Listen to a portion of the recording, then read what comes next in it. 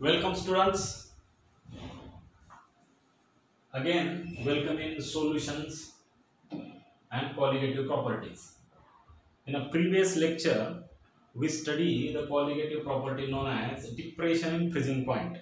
Now today we are going to study the next colligative property known as osmotic pressure. बघा, आपण पाठीमागच्या लेक्चरला depression in freezing point बघितलेलं. आता आपल्याला osmotic pressure बघायचंय. आता आपला वेळ जास्त जाऊ नये म्हणून मी थोडंसं बोर्ड रायटिंग अगोदरच करून ठेवलेलं आहे, कारण आपल्याला या लेक्चरमध्ये बरेचसे मुद्दे घ्यायचे. बघा, तर ऑस्मोटिक प्रेशर बघण्या अगोदर तुम्हाला ऑस्मोसिस म्हणजे काय ते माहित पाहिजे, आणि ऑस्मोसिस बघण्या अगोदर सेमी परमिएबल मेम्ब्रेन म्हणजे काय आहे हे आपल्याला माहित असलं पाहिजे. जसं तुम्ही आरओचं नाव ऐकलं असेल, रिव्हर्स ऑस्मोसिस, ते याच्यावरतीच अवलंबून आहे. बरोबर. तर आपण वन बाय वन बघूयात. What is semi permeable membrane? Membrane म्हणजे हा एक पडदा आहे. बरोबर. एक अशी फिल्म आहे. बरोबर. किंवा त्याला आपण सिंपल साध्या भाषेमध्ये त्याला एक आपण चाळणी अशी म्हणू शकतो. बरोबर. एक चाळणी आहे की ज्याच्यामध्ये काय आहेत, छोटे छोटे होल्स आहेत. आणि आपल्याला माहिती आहे आपण चाळणी कशासाठी वापरतो, की मोठे पार्टिकल्स आणि छोटे पार्टिकल्स सेपरेट करण्यासाठी. बघा, फक्त याच्याकडे लक्ष द्या. आता मग या मेम्ब्रेन मधून ऍक्च्युअली काय होतं बघा, आपल्या सोल्युशन मध्ये दोन पार्ट असतात. सोल्युशन मध्ये एक असतो सोल्यूट आणि दुसरा असतो सॉल्व्हेंट. सोल्यूटचे साईज कशी असते, लार्ज असते. सोल्यूटची साईज थोडीशी तुलनेमध्ये सॉल्व्हेंटच्या तुलनेमध्ये सोल्यूटची साईज मोठी असते, आणि सॉल्व्हेंटची साईज कशी असते, स्मॉल असते.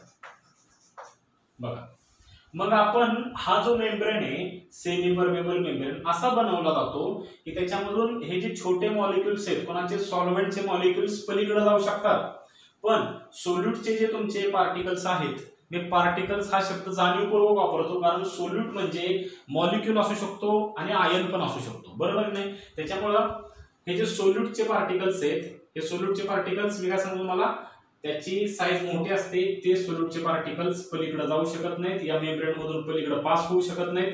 पण सॉल्व्हेंटचे मॉलिक्युल्स इझिली पास होऊ शकतात, पलीकडे जाऊ शकतात. म्हणजे सॉल्व्हेंट जाऊ शकतो, सोल्यूट मात्र जाऊ शकत नाही. अशा मेम्ब्रेनला आपण काय म्हणतो, सेमी परमिएबल मेम्ब्रेन. बरोबर. बघा, so what is the definition of semi permeable membrane?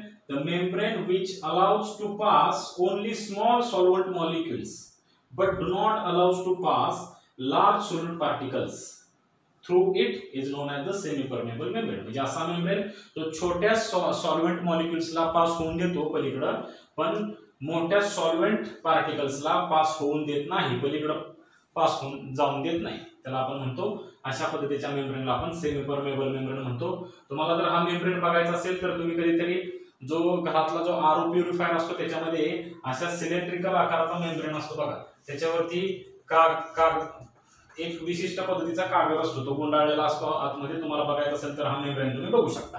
त्याच्यामध्ये तो एक विशिष्ट पद्धतीचा पेपर असतो, त्याच्यामध्ये कॉपर फेरोसायनाइडचे पार्टिकल्स त्याच्यामध्ये डिपॉझिट केलेले असतात. कॉपर फेरोसायनाइड आणि विशिष्ट पद्धतीचा कागद मिळून हा मेम्ब्रेन बनतो. त्याच्यामध्ये आपल्याला जास्त डिटेलमध्ये जायचं नाही. आता आपण काय बघायचंय, ऑस्मोसिस म्हणजे काय ते बघायचंय. बघा,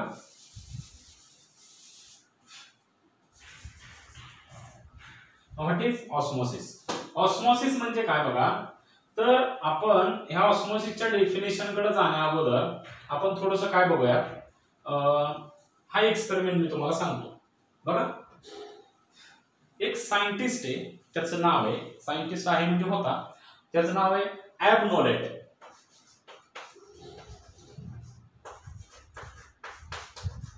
बरोबर. 1748 मध्ये त्याने एक एक्सपेरिमेंट केला. म्हणजे त्याला सगळ्यात पहिलं ऑस्मोसिस कोणी ऑब्झर्व केलं, कोणाला जाणवलं, तर या ॲब नॉलेटला जाणवलं. म्हणजे थोडक्यात याने ऑस्मोसिसचा शोध लागला असं म्हणायला काय हरकत नाही. बरोबर. याने काय केलं बघा, एक टाकी घेतली. बरोबर. आणि या टाकीमध्ये एका बाजूला काय केलं, मध्ये एका मध्ये त्याने मेम्ब्रेन टाकला, हा जो आपला सेमी परमेबल मेम्ब्रेन मी तुम्हाला इथं काढून दाखवलेला तो असा टाकला. आता तो सेमी परमेबल मेम्ब्रेन असा होता बघा, पण तो आपण असा इथं ठेवल्यानंतर उभा ठेवल्यानंतर तो असा दिसेल बरोबर. एका बाजूला प्युअर सॉल्व्हंट घेतलं म्हणजे प्युअर वॉटर शुद्ध पाणी घेतलं असं आपण म्हणू, आणि दुसऱ्या बाजूला सोल्युशन घेतलं बघा. आता हे सॉल्व्हंट नाही बरं का, हे फ्लो ऑफ सॉल्व्हंट असं लिहिलेलं, इकडे प्युअर सॉल्व्हंट आहे इकडे सोल्युशन आहे. बरं सोल्युशन मध्ये काय असणार आहे, सोल्यूट आणि सॉल्व्हंट दोन्ही असणार आहे बरोबर बघा. आणि त्याने हे काय केलं मध्ये बघा, परत एकदा सांगतो, मध्ये मेम्ब्रेन टाकला, इकडे प्युअर सॉल्व्हंट घेतलं, इकडे सोल्युशन घेतलं, सोल्युशन मध्ये सोल्यूट आणि सॉल्व्हंट दोन्ही असणार आहे बरोबर. आणि दोन्हींची लेवल त्यांनी इक्वल करून ठेवली. आणि ही जी टँक आहे, ही टाकी आहे, त्यांनी ते 5-6 दिवस आयासीस ठेवली. ठेवल्यानंतर ना त्याला एक गोष्ट काय दिसली की काही दिवसानंतर 4-5 दिवसानंतर ही जी सॉल्व्हंटची लेवल आहे ती थोडीशी कमी झाली बघा. सॉल्व्हंटची लेवल त्याला कमी झाली दिसली, इतर समजा काहीतरी आली बरोबर. आणि ही जी सोल्युशनची लेवल आहे, सोल्युशनची लेवल काय झाली, इकडे वाढली, इकडे बघा. सॉल्व्हंटची लेवल कमी झाली, सोल्युशनची लेवल वाढली बरोबर. बर त्याच्यानंतर ना त्याने अजून एक एक्सपेरिमेंट केला. एक्सपेरिमेंट असा केला बघा, एका बाजूला सोल्युशन घेतलं, दुसऱ्या बाजूला पण सोल्युशन घेतलं, पण या बाजूचं सोल्युशन लो कॉन्सन्ट्रेशन, सॉरी इकडचं लो कॉन्सन्ट्रेशनचं पाहिजे बघा, इकडचं हाय कॉन्सन्ट्रेशनचं सोल्युशन पाहिजे. This solution is of low concentration and this solution is of high concentration बघा. हे कमी कॉन्सन्ट्रेशनचं सोल्युशन आहे आणि हे जास्त कॉन्सन्ट्रेशनचं सोल्युशन आहे बघा. आणि त्याला इथं पण तीच गोष्ट जाणवली जशी इथं जाणवली ती, इकडची लो कॉन्सन्ट्रेशनची काय झाली, लेवल कमी झाली, आणि हाय कॉन्सन्ट्रेशनची लेवल नंतर ना वाढली थोडे दिवस याला ठेवल्यानंतर. बर आता हे कशामुळे झालं असावं त्याचा त्याने विचार केला. आणि एक गोष्ट लक्षात घ्या, त्याला एक गोष्ट अशी समजली की इथं या प्युअर सॉल्व्हंटचा जो फ्लो आहे तो सेमी परमेबल मेम्ब्रेन मधून सोल्युशन कडे झालेला आहे, आणि त्याच्यामुळे त्याची लेवल वाढली, कारण दुसरी काही शक्यताच नाही. इकडची लेवल वाढली याचा अर्थ तिकडचं काहीतरी इकडे आलेलं आहे, तिकडं काय प्युअर सॉल्व्हंट आहे म्हणजे याचा अर्थ प्युअर सॉल्व्हंट इकडे आलेला आहे बरोबर. त्याच्यानंतर ना इकडं सुद्धा प्युअर सॉल्व्हंटच आलेला आहे इकडून इकडं बरोबर, आणि त्याच्यामुळे याची लेवल वाढली. आता बघा मग आपण त्याच्यावरून आपण ऑस्मोसिसची डेफिनेशन कशी केली बघा. ऑस्मोसिसची डेफिनेशन कशी केली बघा, the net spontaneous flow of a solvent, the net spontaneous flow of a solvent, सॉल्व्हंटचा नेट स्पॉन्टेनियस होणारा फ्लो. नेट म्हणजे काय लक्षात घ्या, net flow, net spontaneous flow म्हणजे काय, तर स्पॉन्टेनियस म्हणजे आपोआप होणारा फ्लो बरोबर. त्याच्यानंतर ना हा फ्लो कुठून होतोय, from solvent to the solution बरोबर, from solvent to the solution, solvent कडून सोल्युशन कडे होणारा flow, solvent to the solution बरोबर. और and from solution of lower concentration to the solution of higher concentration बरोबर. लोअर कॉन्सन्ट्रेशन कडून higher concentration कडे flow झाला. फ्लो कोणाचा होतोय, सॉल्व्हंटचा. सॉल्व्हंटचाच फ्लो होणार आहे, सोल्यूटचा फ्लो होणार नाही, कारण सोल्यूटची साईज जास्त आहे, सॉल्व्हंटची साईज कमी आहे. आपण हा मेम्ब्रेन असा बनवलाय ज्याच्यामधून मोठे सोल्यूट मॉलिक्यूल पास होऊ शकत नाहीत किंवा सोल्यूट पार्टिकल पास होऊ शकत नाहीत, सॉल्व्हंट मॉलिक्यूल मात्र पास होऊ शकतात बरोबर नाही, म्हणून फक्त सॉल्व्हंटचाच फ्लो होणार आहे. So from a solvent to the solution and solution of lower concentration to the solution of higher concentration through semi permeable membrane. कशामधून होतोय हा, सेमी परमेबल मेम्ब्रेन मधून फ्लो होतोय. दिस इज नोन एज ऑस्मोसिस बरोबर. थोडक्यात काय तर सॉल्व्हंटचा फ्लो सॉल्व्हंट कडून solution कडे किंवा सोल्युशन ऑफ लो कॉन्सन्ट्रेशन कडून सोल्युशन ऑफ हाय कॉन्सन्ट्रेशन कडे फ्लो होतो. यालाच आपण कशामधून होतो, सेमी परमेबल मेम्ब्रेन मधून होतो, यालाच आपण ऑस्मोसिस असं म्हणतो. बरं आता बघा की ही डेफिनेशन केली. बरं सॉल्व्हंटचा फ्लो इकडून इकडे का होतो, तर एक लक्षात घ्या की इथं प्युअर सॉल्व्हंट आहे म्हणजे सॉल्व्हंटची संख्या इथे जास्त आहे, इथं मात्र हे सोल्युशन आहे. सोल्युशन आहे म्हणजे काय आहे, इथं सोल्यूट आहे आणि सॉल्व्हंट असं दोन्ही आहे बरोबर. सोल्युशन मध्ये काय असणार आहे, सोल्यूट आणि सॉल्व्हंट दोन्ही असणार आहे बरोबर. म्हणजे याचा अर्थ याच्या तुलनेमध्ये इकडे सॉल्व्हंटची संख्या कमी आहे, कारण इथं काही सोल्यूट आहेत काही सॉल्व्हंट आहेत, इथं सगळेच सॉल्व्हंट आहेत, त्याच्यामुळे इकडे सॉल्व्हंटची संख्या कमी, इकडे सॉल्व्हंटची संख्या जास्त आहे. सॉल्व्हंट काय करतो, दोन्ही बाजूची संख्या इक्वल करण्याचा प्रयत्न करतो, बरोबर. तसंच इथं बघा, इथं लो कॉन्सन्ट्रेशनचं सोल्युशन आहे, इथं हाय कॉन्सन्ट्रेशनचं आहे. कॉन्सन्ट्रेशन कमी असणे म्हणजे सॉल्व्हंट जास्त असणे, बरोबर. लक्षात घ्या, ज्या सोल्युशनचं कॉन्सन्ट्रेशन कमी असतं त्या सोल्युशनमध्ये सोल्यूटच्या तुलनेमध्ये सॉल्व्हंट जास्त असतो, आणि ज्या सोल्युशनचं कॉन्सन्ट्रेशन जास्त असतं त्याच्यामध्ये सोल्यूट जास्त असतो, सॉल्व्हंट कमी असतो. म्हणजे थोडक्यात इकडं सॉल्व्हंट जास्त, इकडं सॉल्व्हंट कमी आहे. मग सॉल्व्हंटचा फ्लो कुठून कुठं होणार आहे, जास्त कडून कमीकडे होणार आहे. नेहमी हायर टू लोअर असा फ्लो होत असतो, बरोबर. आणि त्याच्यामुळे हे वाढलं. आता बघा, एक प्रश्न आपल्या मनामध्ये असा येतो की इकडे मी सोल्युशन घेतलेले आहे, बरोबर, इकडे सॉल्व्हंट घेतलेले, या सोल्युशन मध्ये सोल्यूट आणि सॉल्व्हंट पण आहे उजव्या बाजूला. मग सॉल्व्हंटचा उजवीकडून डावीकडे फ्लो होतो का, तर फ्लो होतो. बघा नीट आहे का, हा फ्लो होतो, पण हा जो फ्लो आहे तो अत्यंत कमी प्रमाणामध्ये असतो, बरोबर. कारण हा जो फॉरवर्ड जो फ्लो आहे याला मी फॉरवर्ड फ्लो म्हणतो, सॉल्व्हंट टू सोल्युशन, आणि सोल्युशन टू सॉल्व्हंटला रिव्हर्स फ्लो म्हणतो. फॉरवर्ड फ्लो हा रिव्हर्स फ्लो पेक्षा खूप जास्त असतो. म्हणजे समजा अगदी 1000 मॉलिक्यूल तिकडे गेले सॉल्व्हंट कडून सोल्युशन कडे, तर अगदी 1 किंवा 2च मॉलिक्यूल सोल्युशन कडून सॉल्व्हंट कडे येतात. म्हणजे जवळपास 999 मॉलिक्यूल इकडून तिकडे गेले. म्हणजे इकडून तिकडे जाणाऱ्या सॉल्व्हंटच्या संख्येच्या तुलनेमध्ये तिकडून येणाऱ्या सॉल्व्हंटची संख्या ही अत्यंत कमी आहे, बरोबर. त्याच्यामुळं नेट फ्लो एकंदरीत काय होतं, समजा 1000 मॉलिक्यूल इकडून इकडे गेले आणि तिकडून 5 मॉलिक्यूल आले असं आपण समजू, तर राहिले किती, 995 मॉलिक्यूल तिकडे गेले असं आपण समजू. म्हणजे थोडक्यात नेट फ्लो 995 मॉलिक्यूल्सचा सॉल्व्हंट कडून सोल्युशन कडे होतोय असं आपण म्हणूयात, एकंदरीत फ्लो, बरोबर, म्हणजे नेट फ्लो. म्हणून म्हटले net spontaneous flow of a solvent. Net flow होतोय आणि स्पॉन्टेनियस म्हणजे आपोआप फ्लो होतोय. ही ज्यावेळी या ॲग्नॉलेटने ज्यावेळी काय हे एक्सपेरिमेंट केला त्यावेळी त्याला काय इकडून सॉल्व्हंटला पलीकडे जाण्यासाठी त्याला काही फोर्स द्यावा लागला नाही, कुठं काही इलेक्ट्रिसिटी करंट जोडावा लागला नाही, त्याला काही करावं लागलं नाही. हा जो फ्लो झाला तो आपोआप झाला, म्हणून त्याला आपण नेट स्पॉन्टेनियस फ्लो म्हणतोय ऑफ सॉल्व्हंट. कुठून, from solvent to the solution, solvent कडून सोल्युशन कडे, and from solution of low concentration to the solution of high concentration, low concentration to high concentration through semi permeable membrane is known as osmosis. बघा हे समजलं असेल तर आपण पुढे जाऊया. Now what is osmotic pressure. Osmotic pressure आपण समजून घेण्यासाठी आपण एक एक्सपेरिमेंट करणार आहे.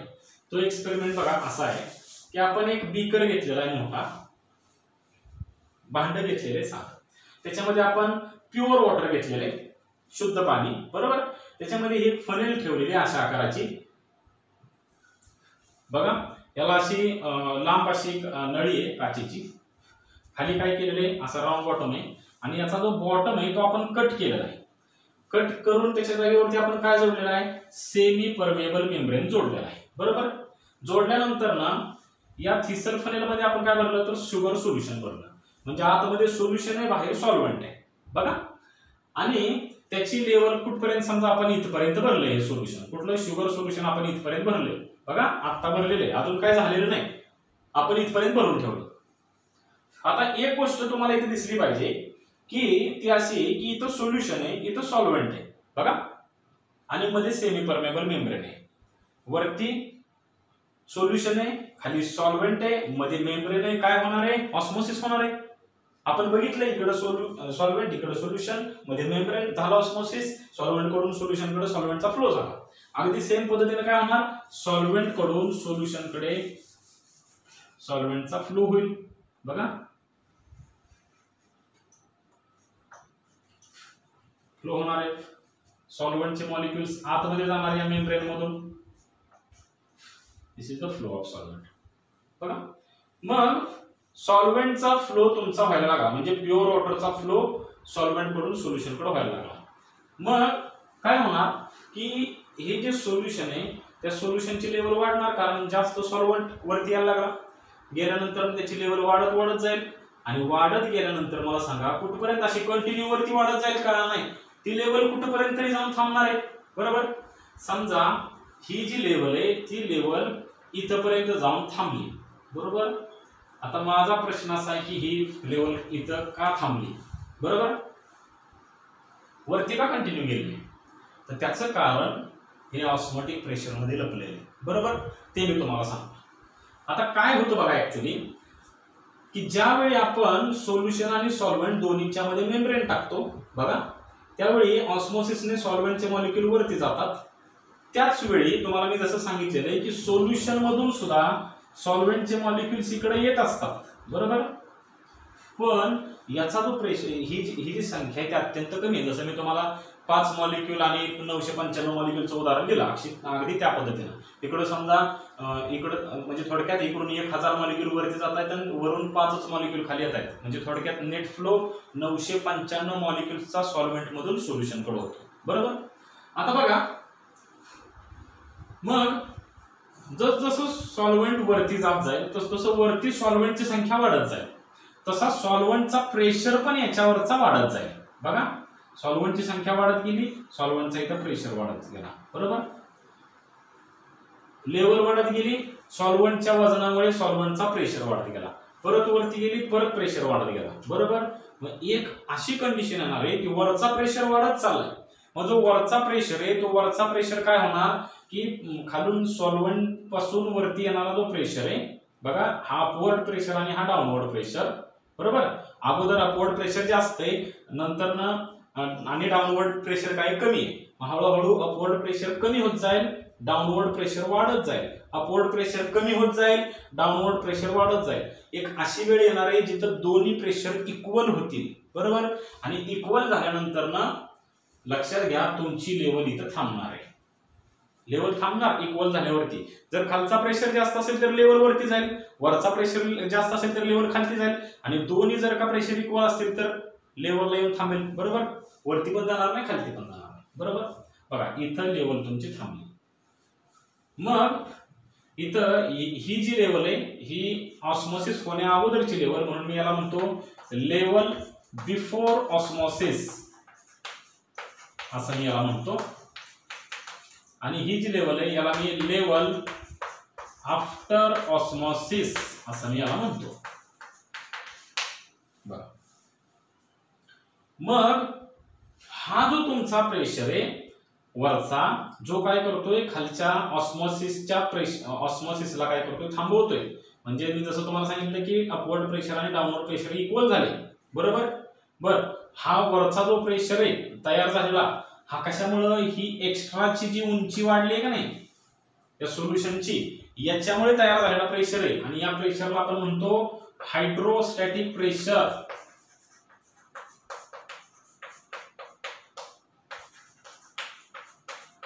हायड्रा म्हणजे वॉटर, स्टॅटिक म्हणजे संख्या. वॉटर मॉलिक्यूलच्या वाढलेल्या जास्त संख्यावरती वाढल्यामुळं हा प्रेशर तयार झालाय, म्हणून त्याला आपण हायड्रोस्टॅटिक प्रेशर असं म्हणतो, बरोबर. बघा, मग हा जो हायड्रोस्टॅटिक प्रेशर आहे त्याने काय केलं, जो अपवर्ड येणारा जो काय सॉल्व्हेंटचा फ्लो आहे, म्हणजे थोडक्यात ऑस्मोसिस जे होतंय ते ऑस्मोसिस काय केलं, थांबवलं, बरोबर. आणि त्याच हायड्रोस्टॅटिक प्रेशरला आपण म्हणतो osmotic pressure. Then what is osmotic pressure? The hydrostatic pressure which stops osmosis is known as osmotic pressure. असा हायड्रोस्टॅटिक प्रेशर जो काय करतो, ऑस्मोसिसला थांबवतो. ऑस्मोसिसला थांबवतो म्हणजे सॉल्व्हेंट कडून सोल्युशन कडे होणारा फ्लो थांबवतो, बरोबर. का तर याच्या हायड्रोस्टॅटिक प्रेशरमुळे. याला काय म्हणतो आपण, ऑस्मोटिक प्रेशर असं म्हणतो, बरोबर. आता बघा, मग या हायड्रोस्टॅटिक प्रेशरची किंमत काय, हायड्रोस्टॅटिक प्रेशर किंवा ऑस्मोटिक प्रेशर काय, याची किंमत काय, याची किंमत अशी H rho and G. बघा, H rho G. H means it is the height of solution increased, वाढलेली सोल्युशनची हाईट. H म्हणजे rho is the density of solution. हे जे सोल्युशन घेतले आपण शुगर सोल्युशन आतमधलं त्याची डेन्सिटी. आणि G is the acceleration due to gravity. acceleration due to gravity physics तुम्ही शिकला असाल, त्याची किंमत किती असते, 9.8 मीटर पर सेकंड स्क्वेअर एवढे असते, बरोबर. आता बघा, मग या ऑस्मोटिक प्रेशरच्या बेसिस वरती आपण सोल्युशनचं मेन 3 पद्धतीने क्लासिफिकेशन केलेलं आहे, बरोबर. ते कसं, आता आपल्याला पुढचा मुद्दा बघायचा. बघा,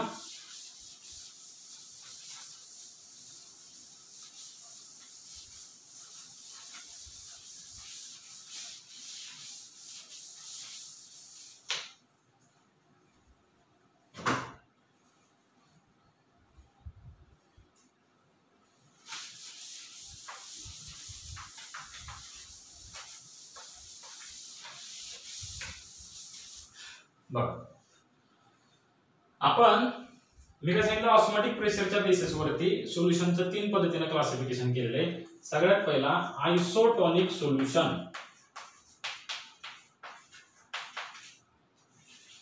आयसोटॉनिक सोल्युशन समजा मी 2 सोल्युशन्स घेतलेले आहेत. बघा समजा हे पहिलं सोल्युशन आहे, 2 वेगवेगळी सोल्युशन घेतलेत. समजा मी हे युरिया सोल्युशन घेतलेले आहे, युरिया सोल्युशन. समजा मी दुसरं जे सोल्युशन घेतलेले ते ग्लुकोज सोल्युशन घेतलेले आहे. ग्लुकोज घ्या किंवा सुक्रोज घ्या, काय फरक पडतो, बरोबर. आता आपण ऑस्मोटिक प्रेशरला पाय ह्या लेटरने दाखवतोय, बरोबर. बघा मग हे जे युरिया सोल्युशन आहे आणि हे ग्लुकोज सोल्युशन आहे.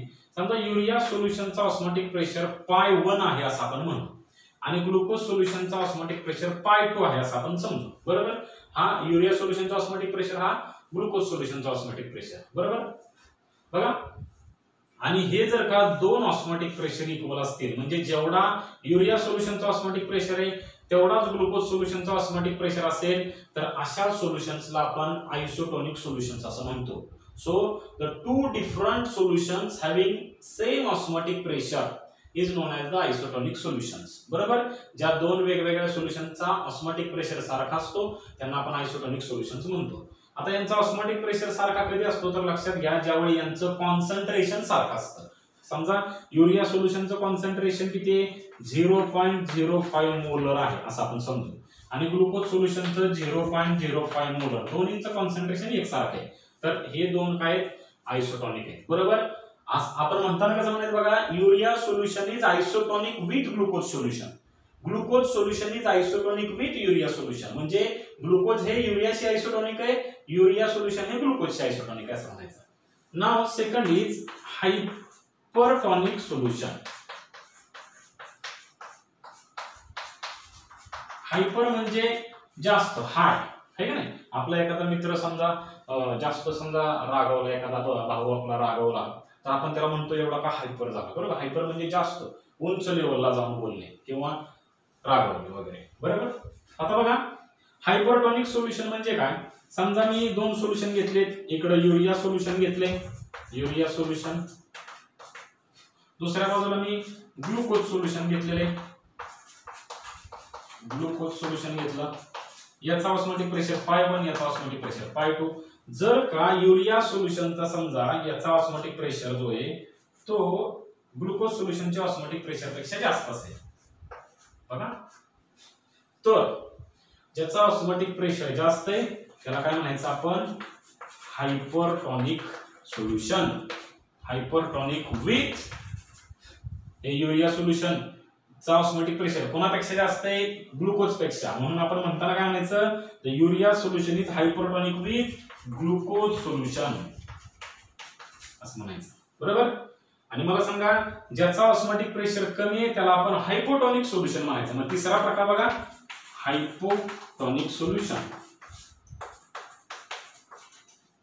कुणाला म्हणायचं, दिस ग्लुकोज सोल्युशन इज हायपोटॉनिक सोल्युशन, बरोबर. This glucose is hypotonic with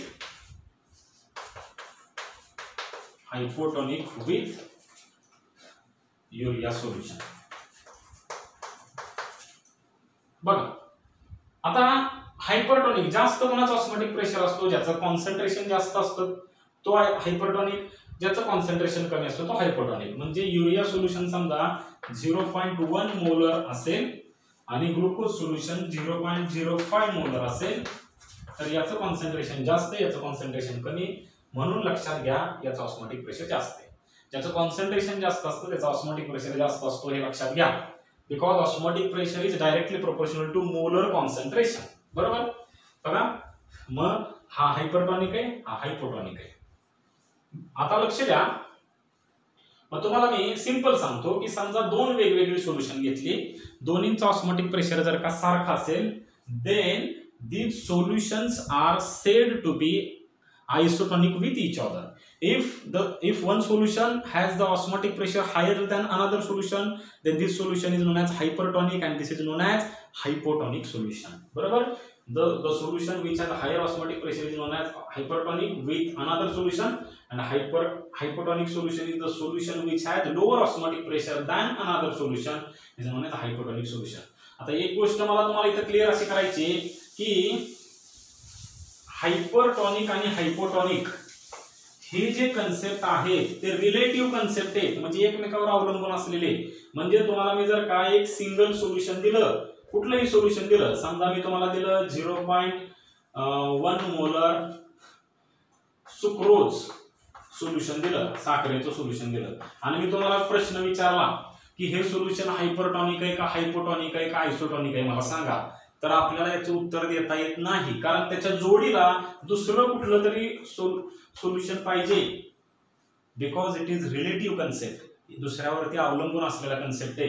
बरोबर, म्हणजे तुम्ही एका सोल्युशनला हायपरटॉनिक हायपोटॉनिक सांगता येत नाही. हे तुम्हाला ज्यावेळी दुसरं सोल्युशन दिलं जातं त्यावेळी त्याच्याशी तुलना करून ते हायपरटॉनिक आहे का हायपोटॉनिक आहे का आयसोटॉनिक आहे ते तुम्हाला सांगता येतं. बरं, आता मी तुम्हाला याचं एक उदाहरण देतो. बघा याचा उपयोग काय, आता आपण एवढं सगळं शिकतो, याचा वापर कशामध्ये करतो. तर समजा आपण एखादी व्यक्ती समजा आजारी पडली, बरोबर, तर त्याला आपण काय करतो, म्हणजे दवाखान्यामध्ये सलाईन दिलं जातं, सलाईन मधून औषध दिलं जातं, बरोबर. पण ते औषध देत असताना आपल्या ते जे सोल्युशन असतं, बरोबर, कशामध्ये ते औषध कशामध्ये बनवलं जातं, पाण्यामध्येच बनवलं जातं, बरोबर. मग ते जे पाणी असतं, पण ते पाणी चांगल्या ग्रेडचं असतं, स्टरलाइज केलेलं निर्जंतुक केलेलं पाणी असतं, एकदम डिस्टिल वॉटर असतं. पण ते जे पाणी ज्यावेळी आपण देतो त्यावेळी ते पाणी आपल्या ब्लडशी आयसोटॉनिक पाहिजे, कारण का आपल्या ब्लडमध्ये सेल्स आहेत, WBCS आहेत, RBCS आहेत, बरोबर. त्या सेलला एक मेम्ब्रेन आहे. आता या सेलचं जे कॉम्पोजिशन आहे ते थोडंसं क्रिटिकल आहे, बरं का. हे थोडंसं तुम्ही बायोलॉजीच्या पुस्तकातून तुम्ही समजून घ्या, मी जास्त डिटेल बायोलॉजीमध्ये जाणार नाही. ही सेल आहे आणि त्या सलाईन मधून तुम्ही औषध दिले, पण ते औषध आपल्या बॉडीला मॅच झालं पाहिजे. मॅच होण्यासाठी आपण काय करतो, त्या सलाईन मध्ये 0.91% सोडियम क्लोराईड त्याच्यामध्ये ऍड करतो. म्हणजे 0.91% सोडियम क्लोराईड त्या सलाईन मध्ये डिसॉल्व्ह केलेला असतो. का केलेला असतो, तर या सेलच्या आतमध्ये जे सॉल्टचं कॉन्सन्ट्रेशन असतं, सोडियम क्लोराईड असतं, ते 0.91% एवढंच असतं. बघा, मग आतलं कॉन्सन्ट्रेशन आणि बाहेरचं कॉन्सन्ट्रेशन हे मॅच व्हावं लागतं.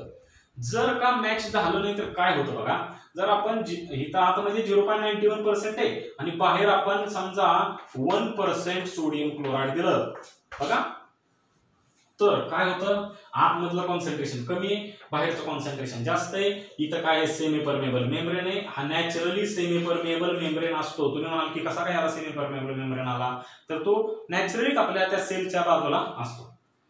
मग काय होणार आहे रे, आतमध्ये लो कॉन्सन्ट्रेशन, बाहेरमध्ये जास्त कॉन्सन्ट्रेशन. मग ऑस्मोसिस कुठून होणार, from lower concentration to the higher concentration. सॉल्व्हंटचा फ्लो होणार. सॉल्व्हंट म्हणजे काय, वॉटर आहे, बॉडीमध्ये पाणी असतं, बरोबर.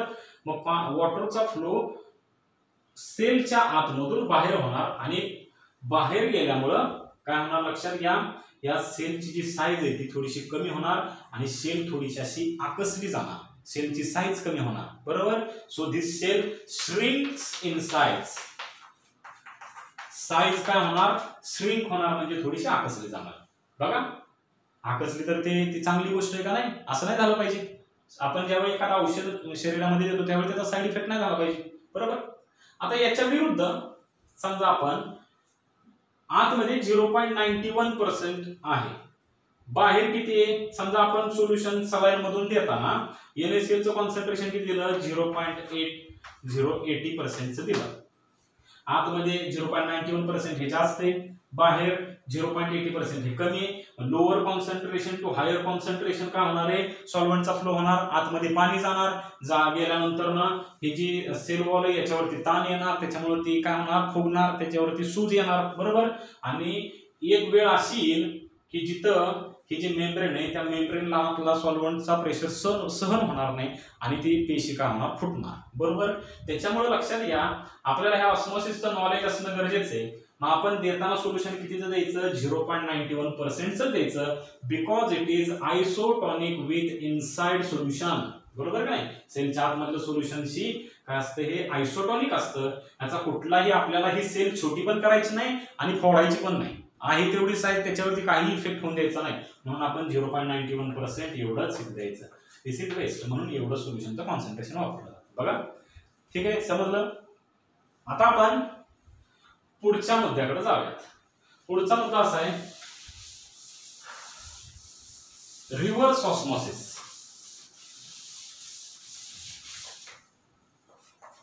रिव्हर्स ऑस्मॉसिस आपण सर्वांनी RO चं नाव ऐकलं असेल. RO वॉटर आहे की नाही? RO वॉटरचं नाव ऐकलं असेल. ते कसं तयार होतं त्याचं प्रिन्सिपल काय आहे ते आपण बघूयात. बरोबर. आता बघा समजा हे काय नवीन असं वेगळं काय शिकण्यासारखं नाही, फक्त एक पाऊल पुढे जाऊन आपल्याला शिकायचंय. जसं मी तुम्हाला मगाशी सांगितल्याप्रमाणे मी समजा एक टाकी घेतली. या टाकीच्या मध्ये मी सेमी परमेबल मेम्ब्रेन काय केला ऍडजस्ट केला. This is semi permeable membrane SPM. बरोबर. एका बाजूला मी काय घेतलं बघा इथं प्युअर सॉल्व्हेंट घेतलं म्हणजे प्युअर वॉटर घेतलं आणि दुसऱ्या बाजूला सॉल्ट वॉटर घेतलं. सॉल्ट वॉटर घेतलं म्हणजे सोल्युशन घेतलं. बरे सॉल्ट वॉटर कशामधलं घेतलं? समुद्रातलं पाणी घेतलं. सी वॉटर ठीक आहे. समुद्राचं मी पाणी घेतलं. ह्या बाजूला सी वॉटर म्हणजे सॉल्ट वॉटर असं आपण समजू. बरोबर. आता माझ्या एका प्रश्नाचं तुम्ही सिंपल उत्तर द्या की कशाचा फ्लो होईल आणि कुठून कुठं होईल. तर एक गोष्ट क्लिअर आहे की वॉटरचा फ्लो होणार आहे बिकॉज वॉटर इज सॉल्व्हेंट. सॉल्टचा फ्लो होणार आहे का? नाही होणार कारण सॉल्ट हा काही सोल्यूट आहे. आपल्याला माहिती आहे सेमी परमेबल मेम्ब्रेन मधून सोल्यूट जात नाही कारण सोल्यूटची साईज मोठी असते आणि त्याच्यामुळे सोल्यूट जाऊ शकत नाही. फक्त सॉल्व्हेंट जाऊ शकतो. सॉल्व्हेंटची साईज लहान असते ती छोट्या छिद्रामधून सेमी परमेबल मेम्ब्रेन मधून जाऊ शकते. बघा पण कुठून कुठं फ्लो होणार? सॉल्व्हेंट कडून सोल्युशन कडे फ्लो होणार आहे. बरोबर. फ्लो होणार. आता बघा मग त्याच वेळी सोल्युशन कडून सॉल्व्हेंट कडे फ्लो होतो का? तर मी तुम्हाला सांगितलेलं होतो पण हा जो फ्लो आहे तो कमी असतो हा फ्लो जास्त असतो. बरोबर नाही? मग जसं इकडून तिकडं सॉल्व्हेंट जायला लागतं तसं तिकडचा काय होतो प्रेशर वाढत जातो. जसं समजा मी इकडं एक लाईन इथं दिलेली पाईपलाईन समजा तर समजा अगोदर सोल्युशनची लेवल तुमची इथं होती. बरोबर. नंतर काय होत जाईल नंतर ही वाढत जाईल. ऑस्मॉसिस होईल तसं जसं मी तुम्हाला मागाशी सांगितलं त्याप्रमाणे सॉल्व्हेंट तिकडे जायला लागला की याची लेवल वाढत जाईल. बरोबर. वाढत गेल्यानंतर ना मला सांगा तसे तिकडे याची जशी लेवल वाढेल तसं इथं हायड्रोस्टॅटिक प्रेशर याचा पण वाढेल. बरोबर. म्हणजे याचा रिव्हर्स प्रेशर पण वाढत जाईल याच्या वजनामुळे हायड्रोस्टॅटिक प्रेशरमुळे. बरोबर. मग सुरुवातीला हा प्रेशर जास्त असेल त्याच्यामुळं इकडे पटपट सॉल्व्हेंट जाईल आणि हा प्रेशर कमी असेल म्हणून इकडे येणार नाही. पण जसा तिकडे सॉल्व्हेंट जात जाईल तसं हा हायड्रोस्टॅटिक प्रेशर इकडचा वाढत जाईल आणि इकडचा प्रेशर वाढत जाईल आणि एका स्टेटला येऊन काय होणार इथला ऑस्मोसिस थांबणार इथं या लेवलला येऊन थांबणार. आता बघा जर का आता मी काय केलं की हा इकडचा जर का प्रेशर वाढवला बघा समजा मी इकडून या पंपने काय केलं प्रेशर वाढवला. पंपने काय केलं आतमध्ये प्रेशर दिला तर काय होणार आहे इकडचा फ्लो काय होणार सॉल्व्हेंटचा फ्लो उलटा होणार आहे. सॉल्व्हेंटचा फ्लो या डायरेक्शनला होणार आहे आणि सॉल्व्हेंटचा फ्लो इकडे झाला की तुम्हाला इकडे प्युअर वॉटर भेटणार आणि हे जे प्युअर वॉटर आहे ते प्युअर वॉटर आपण ड्रिंकिंगला वापरू शकतो. समजतंय का? लक्षात घ्या. या टेक्निकला आपण डिझॅलिनेशन असं म्हणतो. बरोबर. हे जे टेक्निक आहे म्हणजे बघा आपण इकडं ऍक्च्युअली ऑस्मोसिस कुठून होतं सॉल्व्हेंट कडून सोल्युशन कडे. बरोबर. का तर इकडचा प्रेशर जास्त असतो. मग जर आपण इकडचा प्रेशर वाढवला तर फ्लो रिव्हर्स होतो. बरोबर. म्हणूनच याला आपण काय म्हणतो रिव्हर्स ऑस्मोसिस असं म्हणतो. Reverse osmosis. आणि त्याला मी दुसरं नाव काय दिलेलं आहे मी दिलेलं आहे म्हणजे ऍक्च्युअली सर्वजण म्हणतात की डिझॅलिनेशन असं त्याला आपण नाव दिलेलं आहे. रिव्हर्स ऑस्मोसिसचं दुसरं नाव काय डिझॅलिनेशन. बरोबर. आता ह्या डिझॅलिनेशनच्या टेक्निकने याचा वापर कुठे केला जातो तर लक्षात घ्या, जे अरब देश आहेत त्या अरब देशांच्या मध्ये पाण्याची कमतरता आहे, त्यांच्याकडे समुद्र किनारा आहे पण ते पाणी ते वापरू शकत नाहीत, म्हणून ते काय करतात तर या डिझॅलिनेशनच्या टेक्निकने या समुद्राच्या पाण्याचं काय केलं जातं शुद्धीकरण करून प्युअर वॉटर मिळवलं जातं. ठीक आहे, धन्यवाद. बाकीचा आपण मुद्दा पुढच्या लेक्चरला बघूयात. तुम्ही जे काय आपल्या लेक्चरबद्दल समजा तुम्हाला काही शंका असेल, एखादा मुद्दा समजला नसेल तर तुम्ही खाली कमेंट बॉक्समध्ये टाकत जा. कमेंट मी स्वतः वाचत असतो, त्या पद्धतीनं तुमचं शंका निरसन केलं जाईल. ठीक आहे, धन्यवाद.